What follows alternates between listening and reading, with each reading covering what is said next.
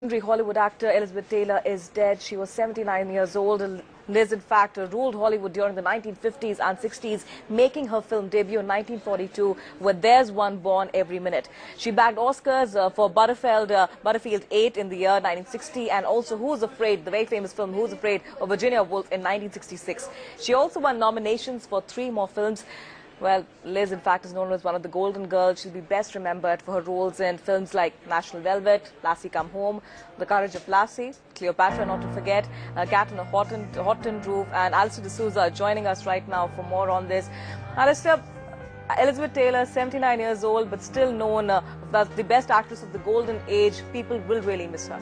Absolutely, Ratna, she will be well remembered, especially for generations to come. If we're hearing at this point in time that the actress has now passed away. She's a double Oscar-winning actress, and unfortunately, she had a long history of ill health, and she was treated recently for symptoms of congestive heart failure, and that was what she finally succumbed to. Now, as you mentioned, Elizabeth Taylor has a long career. She started her acting stint way back when she was just a child artist at the age of 12, and she had a peak in her career that lasted from the 50s to the 60s. She also had 4 Oscar nominations in a row from 1958 to 1961. Of course, one of the things that Elizabeth Taylor will also be remembered for, besides her acting and her beauty, so to speak, is also her reputation for having a string of husbands.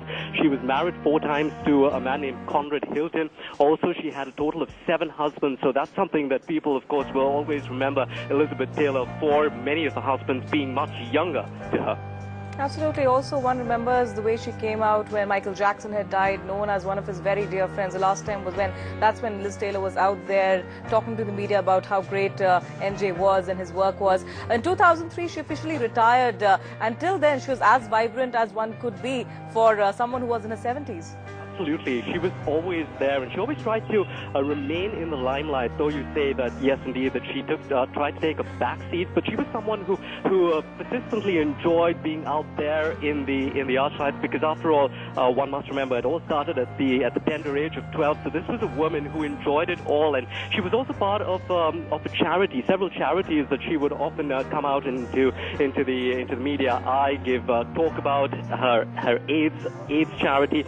So besides her colorful private life, there was screen success on the AIDS charity. In short, that she was never really far away from the spotlight. She was also there. Also important to mention that many say that this was... Right.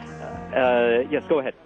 Right, Alistair. So one would really remember someone who's lived her life out there in full, complete public glare with a string of husbands, rehab issues, but giving fabulous cinema, fabulous entertainment, and being someone who actually got humanitarian honors as being a dame. Thank you so much, Alistair, for joining us.